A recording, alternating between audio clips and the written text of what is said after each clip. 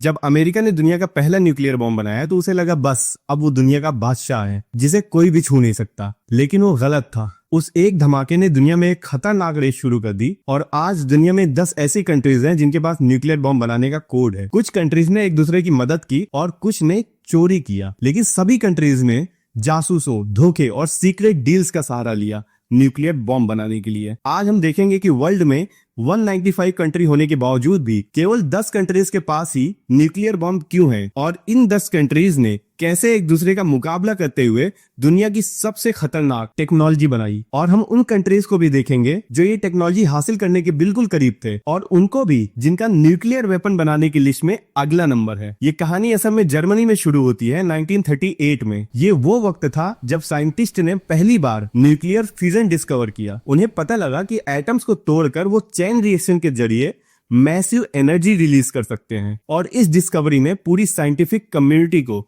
हिलाकर रख दिया। अगले ही साल दुनिया के महान वैज्ञानिक अल्बर्ट आइंस्टीन ने अमेरिका को वार्निंग भेजी। उसने अमेरिकन गवर्नमेंट को बताया कि जर्मनी इस नई साइंस को वेपनाइज कर सकते हैं और इस वार्निंग की वजह से हिस्ट्री के सबसे महंगे और सीक्रेटिव साइंस एक्सपेरिमेंट का आगाज किया गया। अमेरिका ने मैनहट्टन प्रोजेक्ट लॉन्च कर दिया। ये एक मैसिव ऑपरेशन था जिसमें अमेरिका, यूके और कनाडा के साइंटिस्ट शामिल थे। उन्होंने अपनी पूरी जीडीपी का लगभग 1% हिस्सा केवल इस प्रोजेक्ट पे लगा दिया। अमेरिका जानता था कि उनके मुकाबले जर्मन्स इस प्रोग्राम में ऑलरेडी काम कर रहे हैं, लेकिन जर्मन्स को बहुत कम कामयाबी मिल रही थी। वर्ल्ड वॉर 2 में जर्मनी ने मई 1945 में सरेंडर कर दिया और तब तक उसके पास न्यूक्लियर बॉम्ब तैयार नहीं था। लेकिन फिर जुलाई 1945 में दुनिया हमेशा के लिए बदल गई।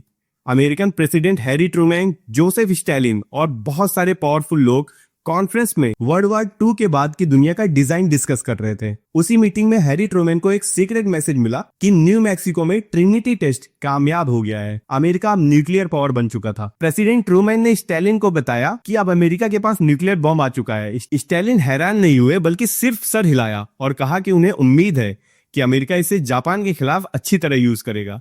ट्रूमैन नहीं जानते थे कि स्टालिन को यह बात पहले से पता थी, क्योंकि सोवियत यूनियन के जासूस मैनहट्टन प्रोजेक्ट के अंदर तक घुसे हुए थे। इंटरनली स्टालिन गुस्से में थे क्योंकि अमेरिका ने उनसे पहले बॉम्ब बना लिया था। फिर आता है 1945 में अगस्त महीने का वो भयानक दिन जिसमें अमेरिका ने जापान पर 6 और 9 अगस्त को 2 न्यूक्लियर बॉम्ब गिराए, लिटिल बॉय और फैट मैन, और सेकेंड वर्ल्ड वॉर को खत्म कर दिया। लेकिन इन धमाकों का धुआं जैसे ही छटा, दुनिया में एक नई रेस शुरू हो चुकी थी और Soviet union nuclear club join करने वाला दूसरा देश बन गया। उन्होंने अपनी रिसर्च 1941 में स्टार्ट कर दी थी। वो तभी अलर्ट हो गए थे जब उन्होंने नोटिस किया कि अमेरिकन और ब्रिटिश साइंटिस्ट ने अचानक न्यूक्लियर फिजिक्स पर पेपर पब्लिश करना बंद कर दिया है। उन्हें रियलाइज हो गया था कि काम अब अंडरग्राउंड हो चुका है। जापान ने तबाही देखने के बाद सोवियत प्रोग्राम ने फुल स्पीड पकड़ ली। उन्होंने अमेरिकन से बहुत ज्यादा डेटा चोरी किया था, लेकिन एक मसला था। उन्हें डर था कि अमेरिकन डबल एजेंट्स उन्हें नुकसान पहुंचाने के लिए गलत डेटा फीड कर रहे होंगे। इसी वजह से उन्होंने चोरी किए हुए डिजाइन पर पूरा भरोसा नहीं किया। उन्होंने जर्मन साइंटिस्ट को पकड़ा और उनके साथ ये सारी रिसर्च वेरीफाई की। 1949 में सोवियत ने कजाकिस्तान में RDS-1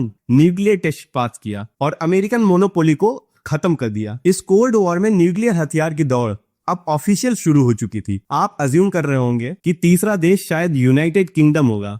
आखिर ब्रिटिशर्स अमेरिकन के फ्रेंड्स थे। उन्होंने ट्यूब अलायंस नाम के एक प्रोजेक्ट में पहले ही काफी अंडरग्राउंड वर्क किया हुआ था, पर क्यूबिक एग्रीमेंट के मुताबिक उन्हें ये सारी रिसर्च अमेरिका के साथ साझा करनी पड़ी थी। इस एग्रीमेंट में लिखा था कि दोनों देश आपस में टेक्नोलॉजी शेयर करेंगे, लेकिन 1946 में अमेरिका ने इस एग्रीमेंट को हवा में उड़ा दिया। अमेरिका ने एक लॉ पास किया जिसने न्यूक्लियर रिसर्च डेटा के एक्सचेंज को कट ऑफ कर दिया। वो न्यूक्लियर सीक्रेट्स को सिर्फ अपने तक रखना चाहते थे। ब्रिटेन शॉक्ड रह गया। उन्हें एहसास हो गया था कि वर्ल्ड पावर रहने के लिए उन्हें खुद ही कुछ करना पड़ेगा। उनके पास अभी भी दुनिया की सबसे ज्यादा यूरेनियम सप्लाई थी और साथ में नॉलेज भी थी। और इस तरह अमेरिका से धोखा खाने के बाद उन्होंने अपने काम को बिना किसी सपोर्ट के बहुत स्पीड में किया और 1952 में यूके ने ऑस्ट्रेलिया के साहिल पर अपना पहला बॉम्ब टेस्ट किया, जिसे ऑपरेशन हरिकेन का नाम दिया गया। इस तरह ब्रिटेन भी न्यूक्लियर कंट्री बन गया। लेकिन अब गेम बदल रही थी। जो बॉम्ब्स जापान पे गिराए गए थे वो न्यूक्लियर फ्यूजन बॉम्ब थे। अब 1950 में साइंटिस्ट एक ऐसी चीज पे काम कर रहे थे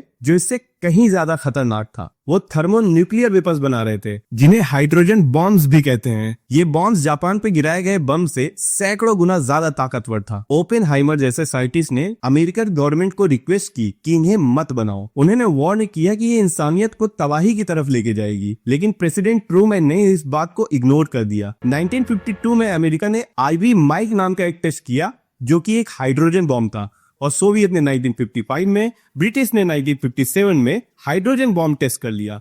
इंसानों का डिस्ट्रक्शन पोटेंशियल अब 1000 गुना तक बढ़ चुका था। न्यूक्लियर बॉम्ब बनाने वाला चौथा कंट्री था फ्रांस। स्विस क्राइसिस के दौरान फ्रांस बहुत शर्मिंदा था। उसे लगा कि सुपर पावर्स उसे दबा रहे हैं। उसने फैसला किया कि उसे अपना खुद का डिफेंस चाहिए, ताकि उसे एक यूरोपियन सुपर पावर माना जाए। अमेरिका फ्रांस के न्यूक्लियर पावर रखने के खिलाफ था, और अमेरिका ने बहुत कोशिश की, दबाव बनाया, लेकिन प्रेसिडेंट चार्ल्स डिगोल डटे हुए थे। फ्रांस ने अफ्रीका में अपनी कॉलोनीज जैसे कि मेडागास्कर, कैबोन से यूरेनियम सोर्स मंगवाना शुरू किया। फ्रांस अभी भी वर्ल्ड वार 2 की तबाही से रिकवर कर रहा था, लेकिन उनके साइंटिस्ट ने बहुत मेहनत की और 1960 में अल्जीरिया के सहारा डेजर्ट में अपना पहला न्यूक्लियर बॉम्ब टेस्ट किया, जिसे जेर बायज ब्लू कहा गया। इस धमाके ने वाशिंगटन और पूरी दुनिया को एक मैसेज दिया कि फ्रांस को प्रोटेक्शन के लिए अमेरिकन मिलिट्रीज की बिल्कुल जरूरत नहीं है। पांचवा देश चाइना था। चाइनीज अमेरिकन के खिलाफ डिफेंस चाहते थे। शुरू में सोवियत यूनियन ने उनकी बहुत मदद की। वो चाइना को एक साथी कम्युनिस्ट कंट्री समझते थे, लेकिन फिर रिलेशंस खराब हो गए। असल में सोवियत लीडर ने स्टालिन के लेगेसी को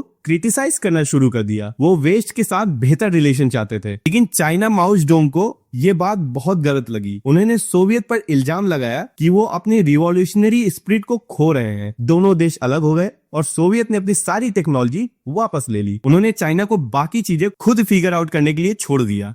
1964 में चाइना ने लाप नू झील पर अपना पहला एटॉमिक बॉम्ब टेस्ट किया और दुनिया को शॉक कर दिया। इसके बाद उन्होंने एक शॉक और दिया। ठीक 2.5 साल बाद उन्होंने हाइड्रोजन बॉम्ब भी टेस्ट कर लिया। ये किसी भी कंट्री के तरफ बेसिक फ्यूजन बॉम्ब से एडवांस फ्यूजन बॉम्ब जाने तक की सबसे तेज डेवलपमेंट थी। इस लिस्ट में 6 नंबर का देश सबसे ज्यादा मिस्टीरियस है, और वो है इजराइल। आज तक इजराइल ने ऑफिशियली कभी एडमिट नहीं किया कि उसके पास न्यूक्लियर वेपन्स हैं। इस मामले में वो हमेशा खामोशी रखता है। 1950 में इजराइल ने नेगेव डिजर्ट में फ्रांस की मदद से एक सीक्रेट न्यूक्लियर फैसिलिटी बनाना शुरू की। अमेरिकन जासूस प्लेन्स ने ये कंस्ट्रक्शन साइट को स्पॉट कर लिया। प्रेसिडेंट जॉन एफ कैनेडी बहुत परेशान हुए और उन्होंने इस प्लांट की इंस्पेक्शन की डिमांड की। इजराइल ने टाल मटोल किया और कुछ नहीं बताया। उन्होंने अंडरग्राउंड बॉम्ब मेकिंग फैसिलिटीज को छुपाने के लिए फेक वॉल्स और हिडन एलिवेटर्स बनाए। जॉन एफ कैनेडी इजराइल को रोकने से पहले ही मर गए, और उनके बाद आने वाले लिंडन बी जॉनसन काफी प्रो इजरायली थे। माना जाता है कि 1967 तक इजरायली के पास न्यूक्लियर बॉम्ब आ चुका था। दुनिया को इसकी कंफर्मेशन बहुत सालों बाद 1986 में मिली। मसाई वनू नाम के एक टेक्नीशियन ने सीक्रेट इजरायली फैसिलिटीज में काम किया था। उसने वहां पे बहुत सारी फोटोज ली और उन्हें देश से बाहर स्मगल किया। उसने ये स्टोरी एक ब्रिटिश न्यूज़पेपर को दी, लेकिन इससे पहले की स्टोरी पब्लिश हो, इजरायली सीक्रेट एजेंसी मुसाद उस तक पहुंच गई। उन्होंने ट्रैप से एक फीमेल एजेंट को लंदन में अमेरिकन टूरिस्ट होने का नाटक करवाया। उसने बलूनों के साथ फ्लर्ट किया और उसे अपने साथ रोमांटिक वीकेंड के लिए रोम चलने पर कन्विंस किया। जैसे ही वो रोम पहुंचा, उसे ड्रग दिया गया, किडनैप किया गया और वापस उसे इजराइल शिप कर दिया गया। उसने वहां 18 साल जेल में गुजारे। उसकी कुर्बानी की वजह से दुनिया को पता चल पाया कि इजरायली वाकई में एक न्यूक्लियर पावर था। 7वां देश इंडिया था। इंडिया 2 दुश्मनों के बीच में ट्रैप फील कर रहा था। 1962 में चाइना से जंग हारने के बाद दूसरे बॉर्डर पे पाकिस्तान के साथ लगातार लड़ाई लगी रहती थी। इंडिया ने कनाडा से लाए गए एनर्जी रिएक्टर पे रिसर्च प्रोग्राम शुरू किया। इंडिया ने वर्ल्ड को क्लेम किया कि वो न्यूक्लियर पावर नहीं बना रहा है, लेकिन 1974 में रेगिस्तान में एक टेस्ट किया जिसे पीसफुल न्यूक्लियर एक्सप्लोजन कहा गया। इसका कोड नेम था स्माइलिंग बुद्धा। दुनिया में खलबली मच गई। कनाडा और अमेरिका ने टेक्नोलॉजी को मिस यूज करने पर इंडिया पर सैंक्शन पे सैंक्शन लगा दिए। इंडिया कुछ अर्सों के लिए तो रुक गया, लेकिन 1990 में उसने ऑफिशियली अपने प्रोग्राम को वेपनाइज कर दिया। इंडिया ने नो फर्स्ट यूज की पॉलिसी डिक्लेयर की। इसका मतलब ये बॉम्ब तब तक यूज नहीं करेंगे जब तक कोई इंडिया पर न्यूक्लियर बॉम्ब यूज न करे। 8वीं कंट्री की स्टोरी सबसे यूनिक है। ये साउथ अफ्रीका था। 1970 तक अफ्रीकन गवर्नमेंट बिल्कुल अकेली हो चुकी थी। उन्होंने अपने बॉर्डर्स की तरफ देखा और उन्हें हर जगह दुश्मन नजर आए। मंगोला जैसे पड़ोसी देश कम्युनिस्ट की कंट्रोल में जा रहे थे। उन्होंने डिसाइड किया कि उन्हें अल्टीमेट इंश्योरेंस पॉलिसी की जरूरत है। उनके पास बहुत ज्यादा यूरेनियम रिजर्व्स थे और उन्होंने इसे यूज करना शुरू किया। 1989 में अमेरिकन सैटेलाइट ने साउथ अफ्रीका के कंट्रोल वाले आइलैंड के करीब इंडियन ओशियन में मिस्टीरियस लाइट डिटेक्ट की। ये माना जाता है कि ये इजराइल के साथ एक जॉइंट न्यूक्लियर टेस्ट था। 1980 तक साउथ अफ्रीका ने 6 फुली फंक्शनल न्यूक्लियर बॉम्ब्स बना लिए थे, लेकिन फिर दुनिया बदल गई। सोवियत यूनियन कोलैप्स हो गया, कम्युनिज्म का थ्रेट खत्म होने लगा। साउथ अफ्रीकन गवर्नमेंट जानती थी कि उनका वक्त खत्म हो रहा है। वे नेल्सन मंडेला की सरबाही में आने वाली नई गवर्नमेंट को ये न्यूक्लियर वेपन्स नहीं देना चाहती थी। उन्होंने वो किया जो कोई और कंट्रीज कभी नहीं कर सकती थी। उन्होंने अपने सारे न्यूक्लियर वेपन्स को डिसमेंटल करना शुरू कर दिए, सारे ब्लूप्रिंट्स को डिस्ट्रॉय कर दिया और यूरेनियम को पिघला दिया। तो साउथ अफ्रीका वो अकेला देश है जो अपने न्यूक्लियर्स बनाए और बाद में सब खत्म कर दिया। नौवां देश है पाकिस्तान। 1971 में इंडिया से आधा देश ईस्ट बांग्लादेश हारने के बाद पाकिस्तानी प्राइम मिनिस्टर जुल्फिकार भुट्टो ने ऐलान कर दिया कि अगर उनके लोगों को घास भी खानी पड़ी तब भी वो अपने न्यूक्लियर बम बनाएंगे। इस प्रोग्राम के हीरो अब्दुल कदीर खान थे, जो नीदरलैंड्स की एक फैसिलिटीज में मेटलर्जिस्ट थे जो यूरेनियम को इनरिच करती थी। उन्होंने अपनी क्लियरेंस को यूज करके न्यूक्लियर टॉप सीक्रेट ब्लूप्रिंट्स चोरी किए। उन्होंने ये सारे डिजाइन्स को याद किए, उन्हें कॉपी किया और उन्हें वापस पाकिस्तान ले आए। इन चोरी की हुई डिजाइन्स ने उन्हें एक स्टार्ट तो दे दिया, लेकिन कामयाबी कम मिली। फिर उन्हें चाइना से मदद मिली। अमेरिका जानता था कि पाकिस्तान क्या कर रहा है, लेकिन अमेरिका को अफगानिस्तान में सोवियत से लड़ने के लिए पाकिस्तान की मदद चाहिए थी, इसलिए अमेरिकन ने अपनी आंखें बंद कर ली।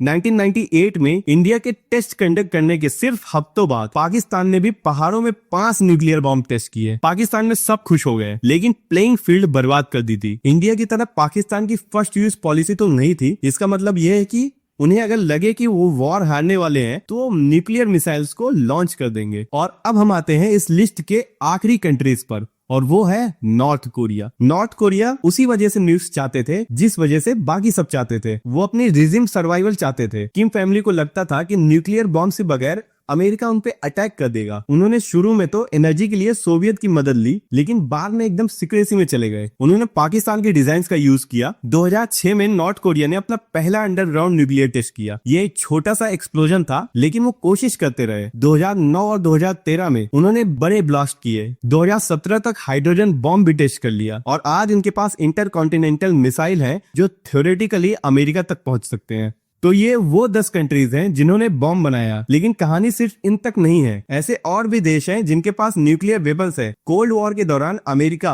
और सोवियत ने पूरी दुनिया में न्यूक्लियर वेपन्स छुपाए। अमेरिकन न्यूक्स आज भी बेल्जियम, जर्मनी, इटली, नीदरलैंड्स और तुर्की में पड़े हैं। रशिया ने अभी रिसेंटली टैक्टिकल न्यूक्लियर वेपन्स वापस बेलारूस में मूव किए हैं। हम वो देश को भी देखेंगे जिन्होंने कोशिश की पर फेल हो गए। आपको जानकर हैरानी होगी कि कितने कंट्रीज न्यूक्लियर बम बनाने के बहुत करीब थे, जैसे कि अर्जेंटीना, ब्राजील। इनके पास मिलिट्री प्रोग्राम से जो उन्होंने अबेंडन कर दिए। स्विट्जरलैंड और स्वीडन ने भी इस पर गौर किया था, लेकिन सबसे वोलेटाइल रीजन हमेशा से मिडिल ईस्ट रहा है। इराक के पास सद्दाम हुसैन के दौर में उनका खुद का न्यूक्लियर प्रोग्राम था। 1981 में इजराइल ने ऑपरेशन ओबेरा लॉन्च किया और इराकी रिएक्टर पर एयर स्ट्राइक करके उसे तबाह कर दिया। 2007 में इजराइल ने ये दोबारा किया। उन्होंने सीरिया में एक सीक्रेट फैसिलिटी पर बॉम्ब गिराया जो नॉर्थ कोरिया की मदद से बनाई जा रही थी। इजराइल के लिए अब मसला है ईरान। ईरान सालों से यूरेनियम को इनरीच कर रहा है। इजराइल और वेस्ट ने ईरान के न्यूक्लियर प्रोग्राम को टारगेट करके पीछे धकेल दिया। एक और देश है जिसे नजरअंदाज किया जाता है और वो है जापान। जापान के पास एडवांस रॉकेट टेक्नोलॉजी और प्लूटोनियम के बहुत सारे रिजर्व है। एक्सपर्ट मानते हैं कि जापान चाहे तो महीनों में न्यूक्लियर वेपन्स बना सकता है। वर्ल्ड में न्यूक्लियर बम को लेके बहुत सारी ट्रीटीज और इंस्पेक्शन जमीन पर फोकस करती हैं, लेकिन America, Russia, UK, China, France और इंडिया सब न्यूक्लियर आर्म्स से भरी हुई सबमरीन्स ऑपरेट करते हैं। ये सबमरीन्स महीनों तक पानी के अंदर रह सकती हैं और इन्हें ट्रैक करना बिल्कुल नामुमकिन है। ये इंश्योर करती हैं कि अगर देश मैप से हट भी जाए तो उनकी सबमरीन्स दुनिया में कहीं से भी रिटेलिएट स्ट्राइक लॉन्च करके अपना बदला ले सकती हैं।